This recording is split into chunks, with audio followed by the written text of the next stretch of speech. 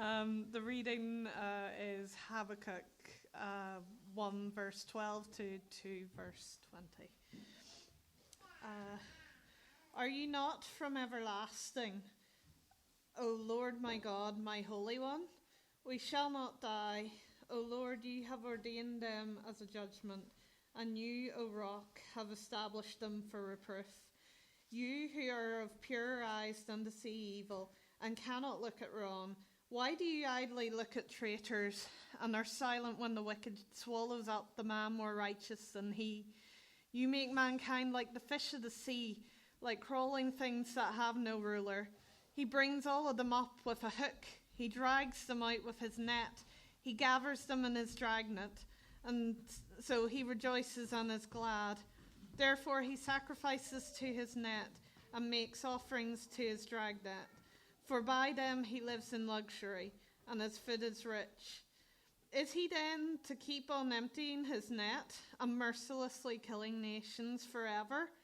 I will take my stand at my watchpost and station myself on the tower and look out to see what he will say to me and what I will answer concerning my complaint.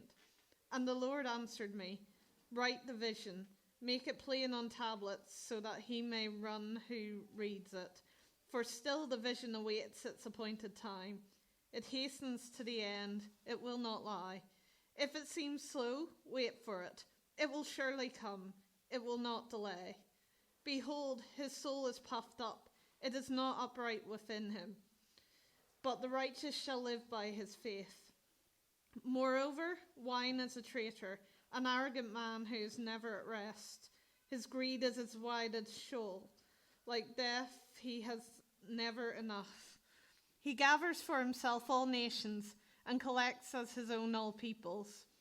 Shall not all these take up their taunt against him, with scoffing and riddles for him, and say, woe to him who heaps up what is not his own, for how long? And loads himself with pledges. Will not your debtors suddenly arise, and those awake who will make you tremble? Then you will be spoiled for them, because you have plundered many nations. All the remnant of the people shall plunder you, for the blood of man and violence to the earth, to cities and all who dwell in them.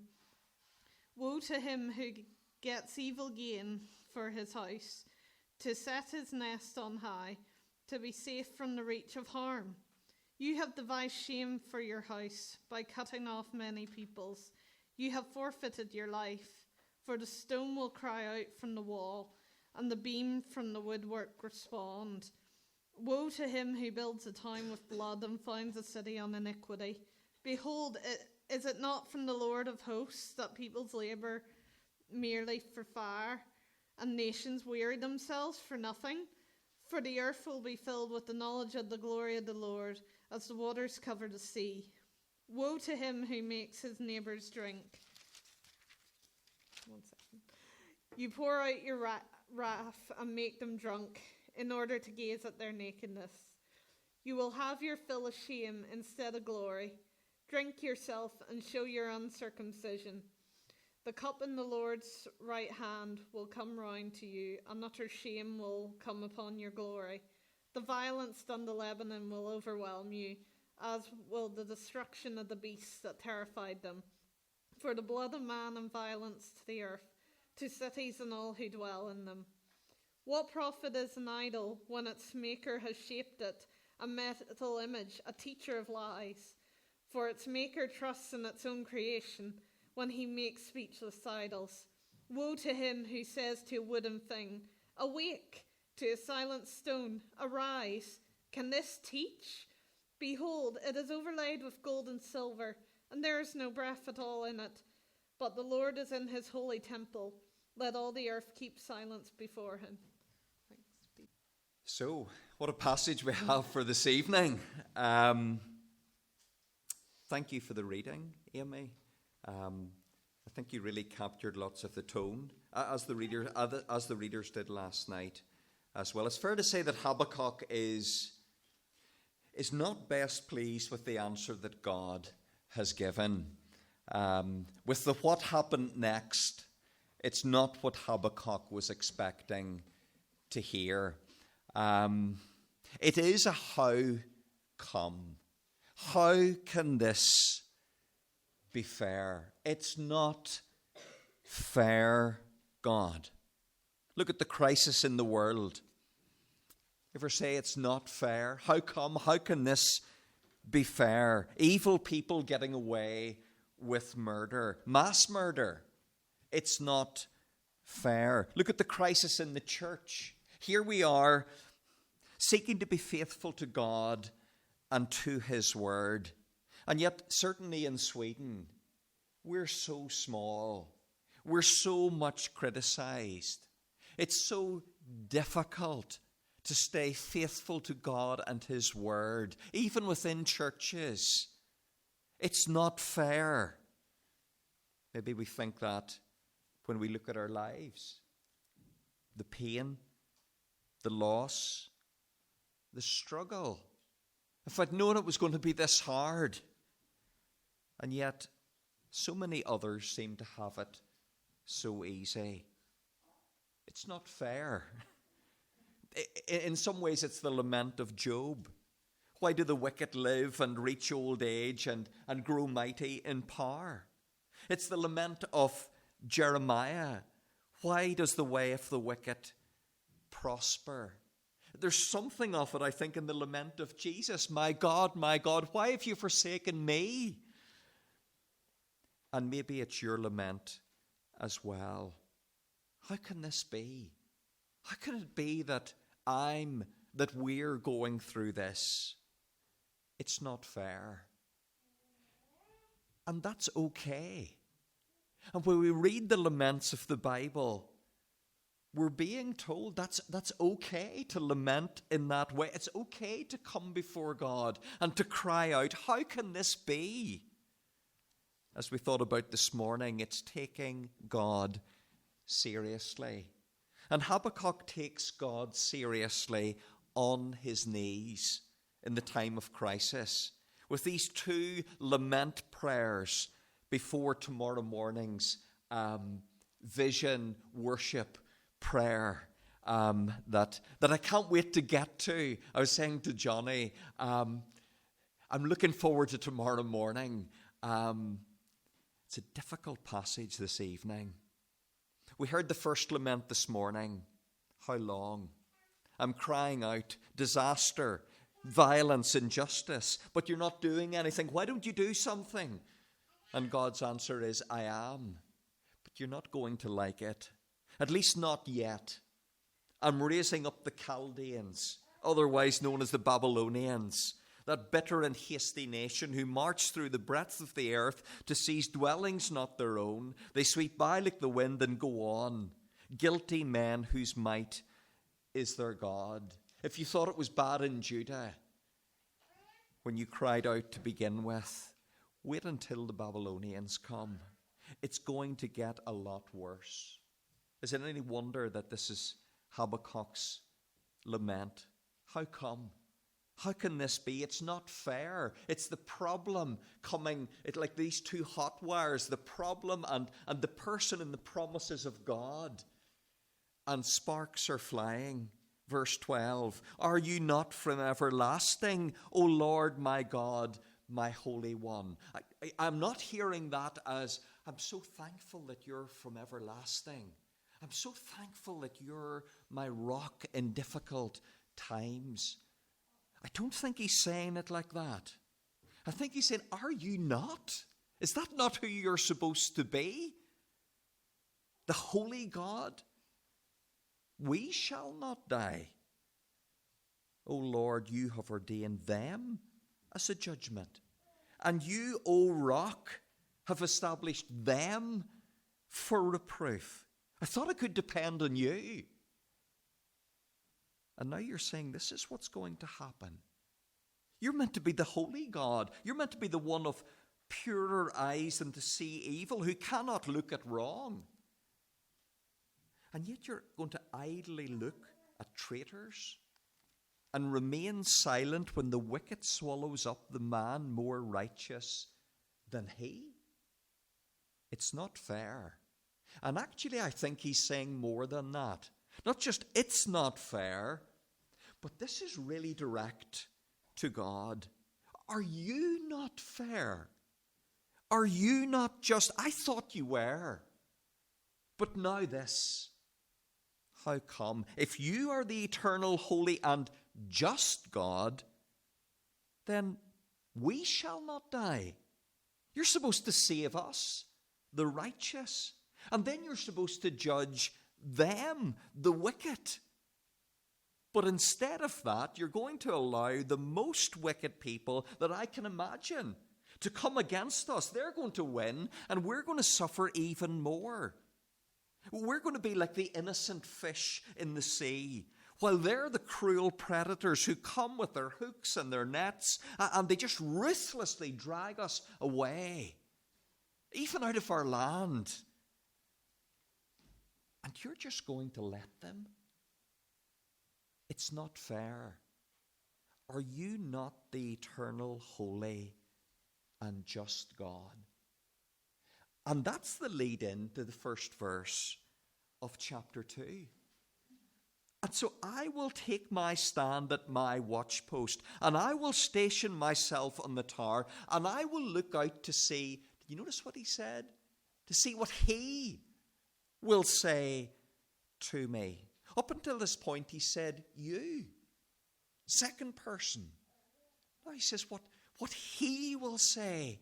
You see, when you talk about someone in the third person, you're not pleased with them. And what I will answer concerning my complaint. Do you get Habakkuk here? Have you felt like that? Maybe when you look out at the world, perhaps when you look across the church, perhaps when you consider suffering you have gone through or you are going through in your own life. And that's the question. How can this be? It's not fair. One of my favourite poets is Gerard Manley Hopkins, who, quoting from Jeremiah, said, "Why do sinners' ways prosper? And why must disappointment, all I endeavour, end?" And just reading in Ruth at the moment, thinking about Naomi coming back. There's only one way in through the gate in Bethlehem. And the shame and the humiliation. I went away full. And I've come back empty. Of course, we know she's not empty because she's got Ruth with her. And we know how the story ends. But that's how it feels. God wants us to pour it all out before him. That's taking God seriously. That's what Habakkuk does. But how will God answer? And then how will Habakkuk respond? Well, God answers here with words through to the end of chapter 2. And then as we come into chapter 3 tomorrow morning, we're going to think about the pictures that come in the vision. And Habakkuk's going to respond with the song that we'll think about tomorrow morning. The pictures are a vision. In some ways, it's the most frightening vision. How fearful. And in other ways, it's the most comforting vision. Depending on who you are, depending on how you respond to God and his word, and also the truth of the vision. So verses 2 and 3, let's get into God's answer to Habakkuk, to his how come. It says, "And the Lord answered me, write the vision, make it plain on the tablet, so that he may run who reads it. For still the vision awaits its appointed time. It hastens to the end, it will not lie. If it seems slow, wait for it. It surely will come. It will not delay." Write it clearly and send it out quickly. So what's this message in the vision? In the vision that we're going to think about tomorrow morning, God is saying two things.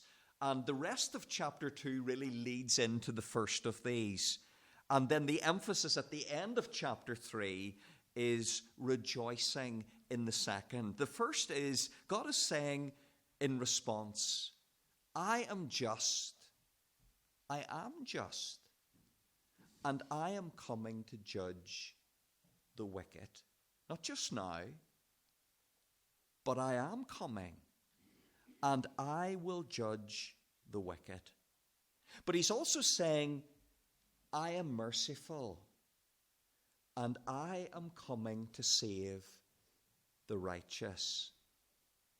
The righteous will live. I am just, and I'm coming to judge the wicked.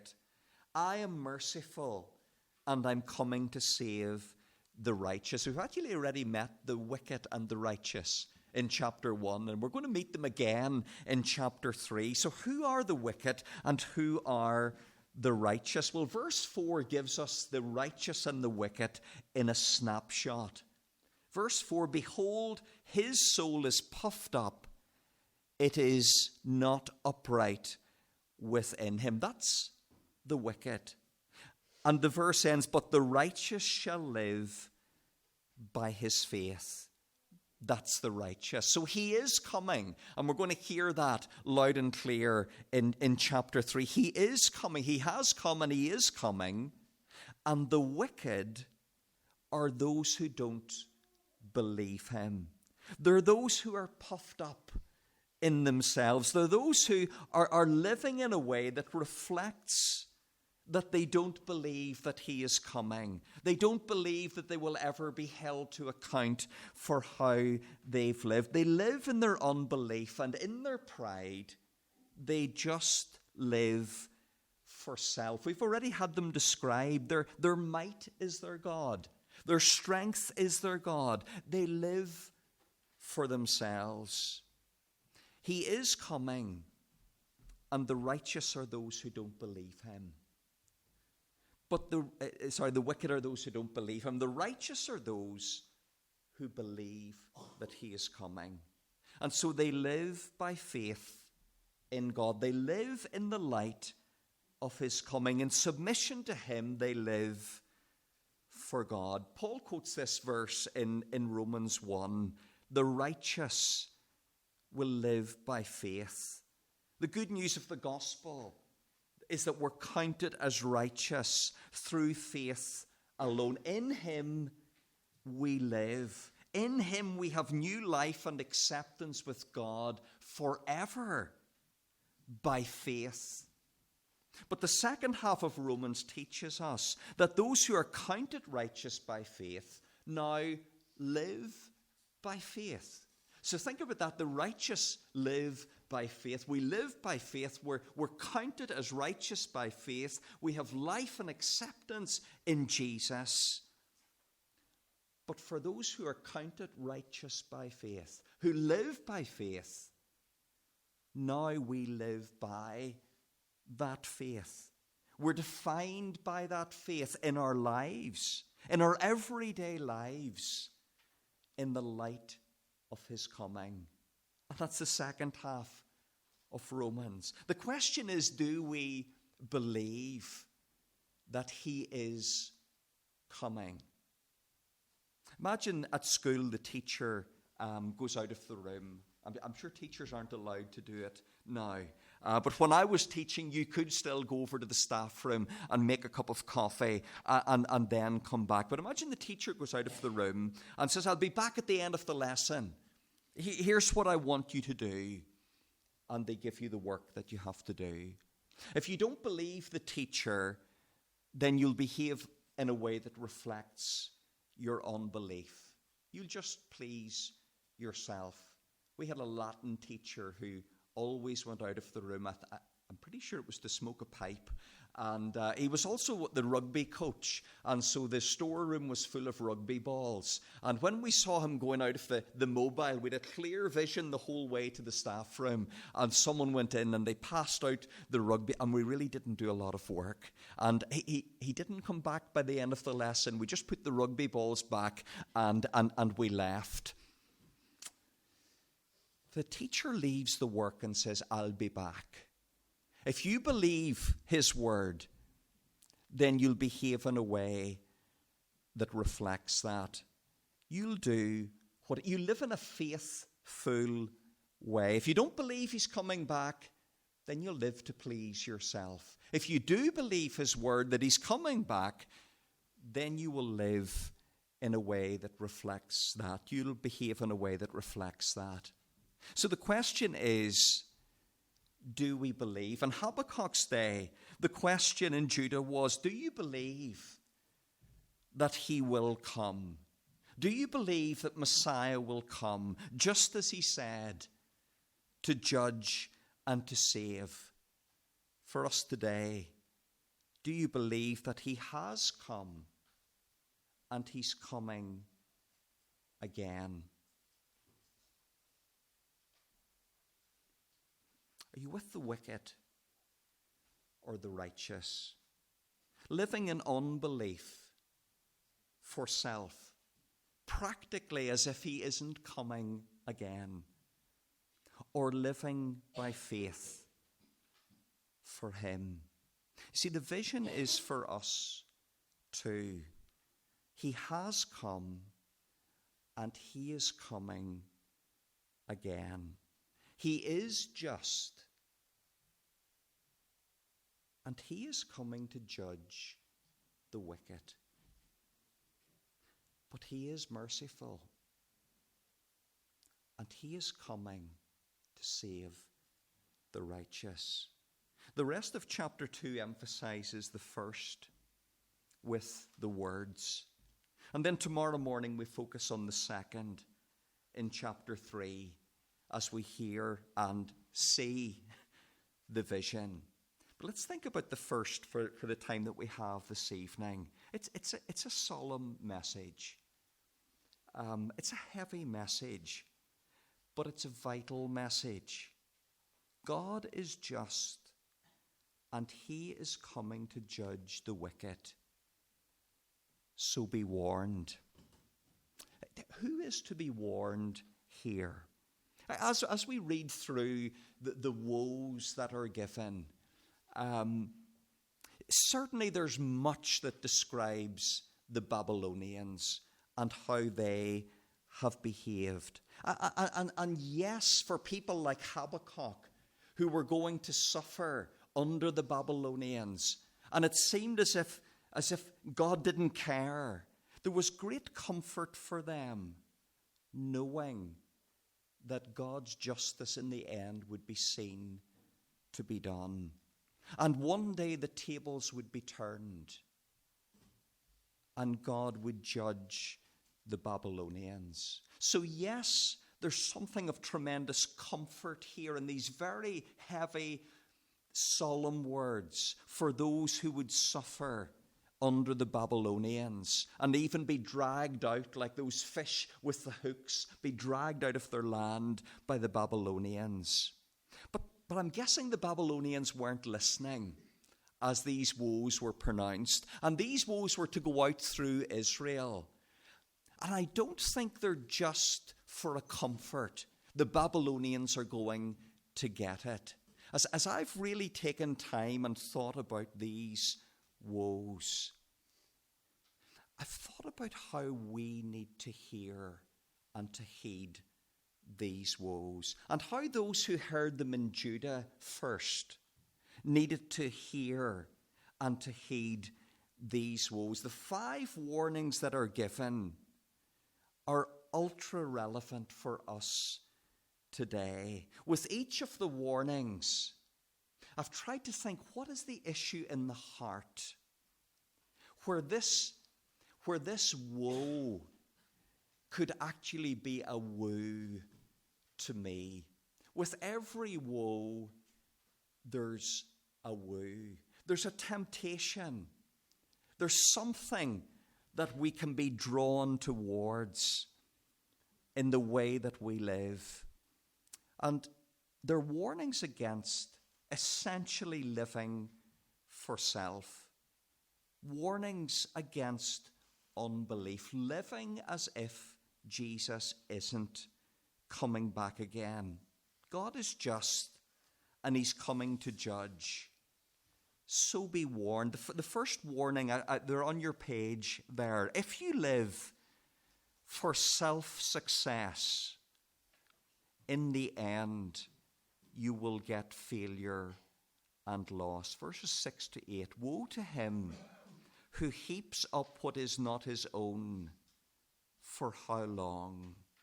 Success and wealth. It wasn't just the Babylonians who were living for success and wealth. There were those within Judah as well, living for success and wealth. And that's a woo for me today.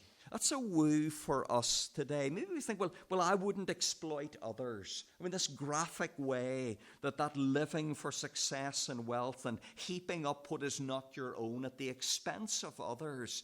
Maybe you say, well, I would never exploit others in the way that the Babylonians did.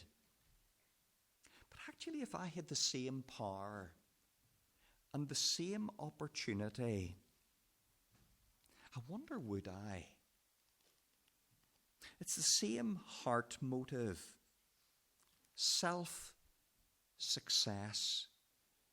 So easy to be motivated by success.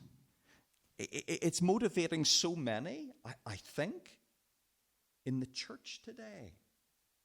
So easy to put all of our efforts into a success in this life, whether it's through education, whether it's through our work, whether it's even in ministry, to be motivated by success. We feel the pressure to succeed. It's something that we've been very aware of, even coming back home again, coming back into church, the pressure to succeed, the pressure to be defined by success. I'm saying within the church, that your children are a success, that your job is a success, that you have the appearance of success, that you attain a level of wealth. That means that you fit into church, because really, we're pretty middle class. The pressure to success. I find a woo in that. So easy for me to read that and say, that's the Babylonians, and they'll get what's coming to them. In my heart, there's a woo towards that. To be defined by my success, or maybe even more subtle, to be defined by the success of my children. When the posts are going up on Facebook and it's exam results day or the next stage, and I'm not saying that we shouldn't be rejoicing with yes, but it's so easy to buy into that success culture that the world buys into. Their strength is their God. There's a woo in that. And we've got to see where that leads. Eventually and eternally, if we live for self-success, if that's what we give our lives to, then in the end, we will get failure and loss. Secondly, be warned. And there's a massive woo in this. And I'm speaking personally. If you live for self-security, in the end you will get danger and death. Woe to him who gets evil gain for his house, to set his nest on high, to be safe from the reach of harm. I want to be secure. I want to be secure in my health. I want to be secure in my lifestyle. So often, that's what can shape our lives. To insure against all harm. If something goes wrong with our health, then someone's made a mistake. We try to insure against everything that could go wrong. And I'm not saying those are bad things, to want to look after our health, to want to keep our homes and our families secure. But when it drives our lives, when that's what we're living for, as if we can ultimately provide and guarantee our own security and health and safety, if that's what I'm living for, then in the end, there will be danger and death.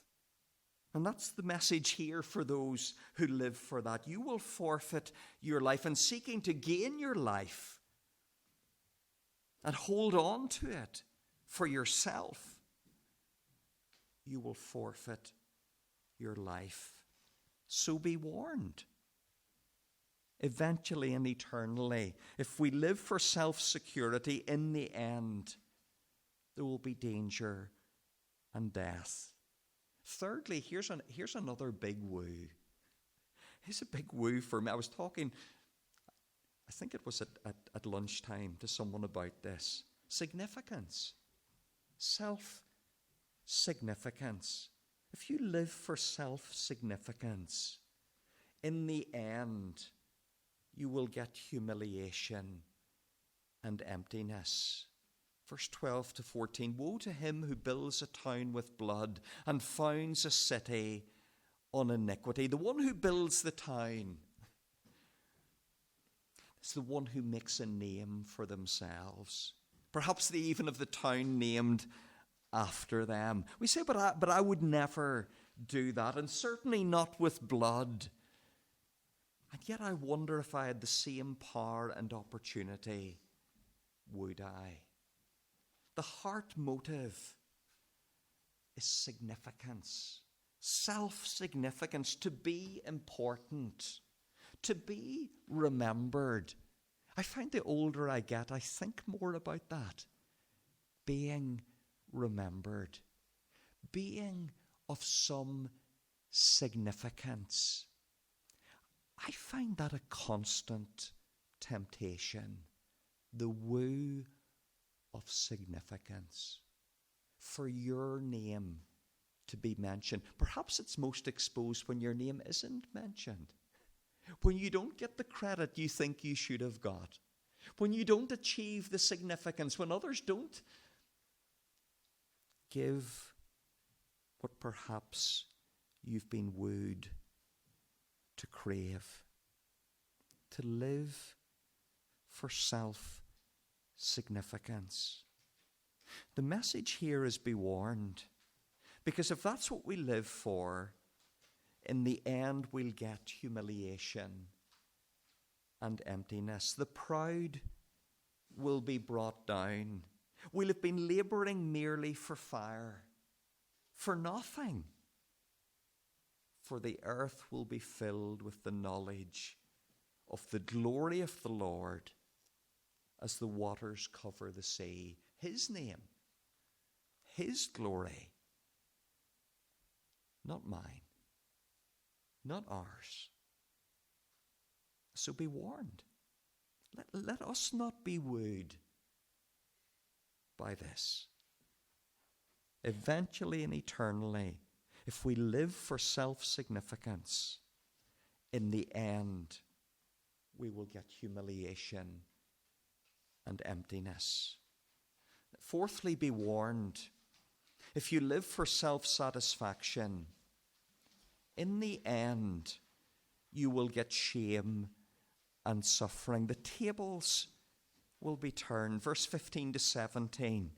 There are lots of ways that people can be motivated by self-satisfaction. Here, the example that's given is a sexual satisfaction, an immoral sexual satisfaction. Woe to him who makes his neighbours drink. You pour out your wrath and make them drunk in order to gaze at their nakedness. We say, but I wouldn't do that. I mean, not in that way. But really, with the opportunity, with the website And we click to be satisfied with what pleases my eye. What about the work colleague? Just for a moment we feed our eyes on them. Self-satisfaction to please our eye.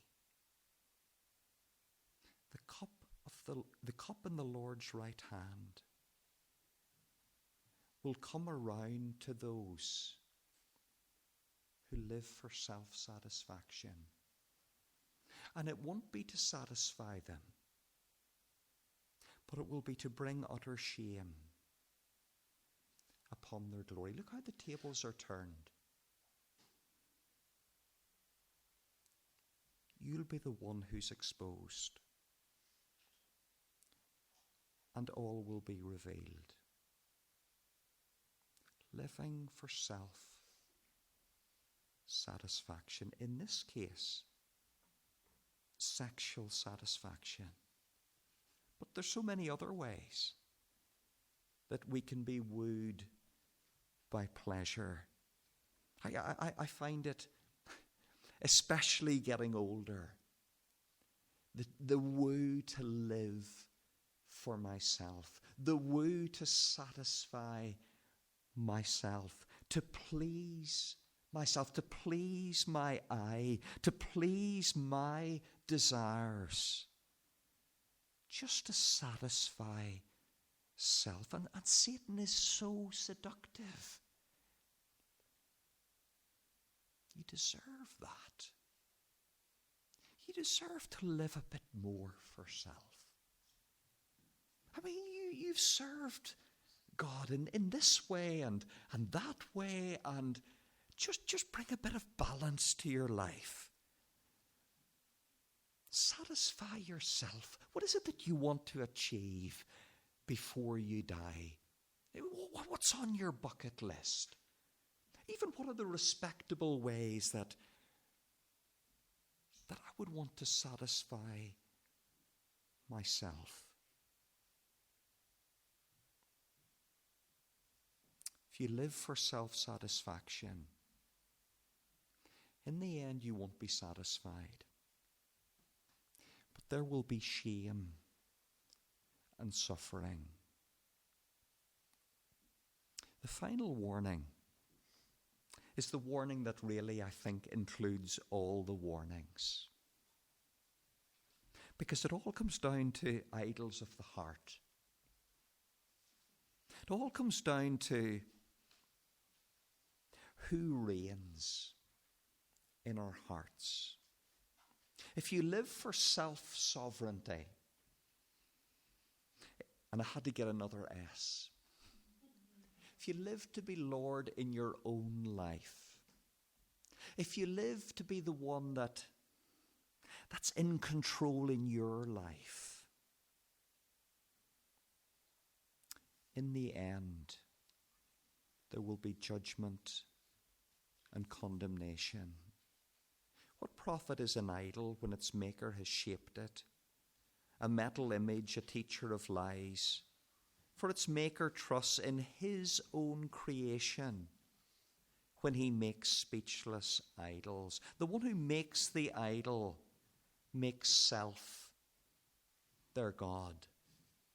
Self-sovereign. I'll be king. I'll be Lord in my life. Self will reign. My life, my way.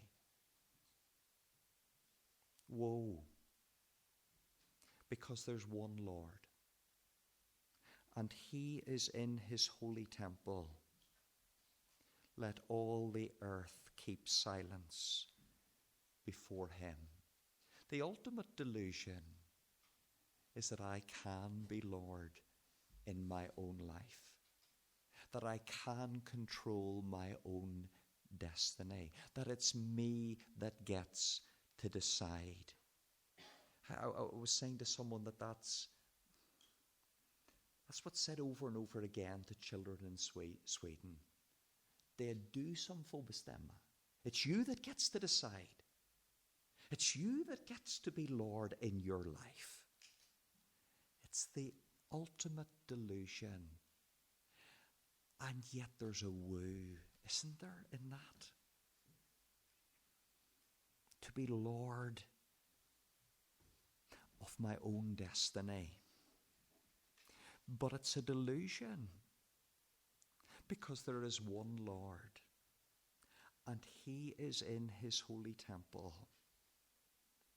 And when we stand before him, if we have lived as our own Lord for self-sovereignty, then we will have no excuse.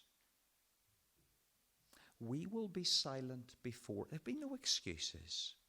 There'll be no explanation to be given. We will be silenced. And we will get judgment justly and condemnation. It's a warning to the wicked. But what a mercy to be warned. What a mercy as this message went out in Judah. What a mercy for those who were living for self-success and self-significance, self-security, self-satisfaction. What a mercy to be warned, to have an opportunity to repent and to turn in faith to God. He is coming in judgment. But praise God, Jesus came. Jesus came to take if you think about all the things that we deserve for living in rebellion against God, he came to take my failure. He came to take my loss. He came to take the danger. He came to die the death. He took the humiliation. He took the shame. He bore the suffering. He was judged and condemned in my place. He, the perfectly righteous one, lived perfectly by faith, so that through faith in him, I could be counted righteous and then live by faith for him. As we've said, it's also a warning for the righteous, not to be jealous of the wicked. The times that we think it's not fair, and others seem to have it so easy. When it's really tough and we're crying out, how come? Why do the wicked prosper? And it's so difficult to live as a Christian. Remember, God is just, and he is coming to judge the wicked. But in his mercy, he's coming to save the righteous. So don't be wooed by what the world is offering us here and now. Don't be wooed by the woo of success. Don't be wooed by the woo of significance and security and satisfaction and being king and Lord in your own life. Don't be wooed by it. Because as we're thinking about tomorrow morning, Jesus has come. And he's coming again. And if we believe that, then that's got to change everything. And ultimately, the success that is lasting and true is ours in Jesus. And ultimately, the security that is lasting and true is ours in Jesus. And ultimately, the significance that is lasting and true is ours with him. And ultimately, the satisfaction that is lasting and true is ours in him. The world offers it to us now. But Jesus offers it to us forever. Let's live by faith in him, in the light of his coming. He has come, and he is coming again. Father, I thank you for your word. I thank you for how what I would so quickly pass on to others, all of these woes, that you have warnings for me that go right to my heart. Pray that you would help me, help us to see the emptiness of life without you, to see the emptiness of living for self. And I pray that we would see that it's worth it. It's worth it to wait. It's worth it to trust Jesus, that he has come and he's coming again. Help us to live joyfully in the light of his coming. Help us to find each day, as we will one day fully and forever find, in Jesus, satisfaction, security, significance, and success that is his, that he has won for us. Thank you that all that we need, all that we long for, is all that we find in him. Pray in Jesus' name. Amen.